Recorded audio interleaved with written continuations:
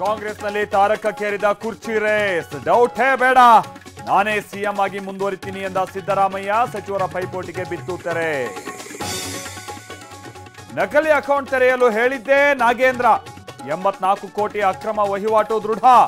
ಇಡಿ charge ಶೀಟ್ನಲ್ಲಿ ಇಂಚಿಂಚು ದಾಖಲು.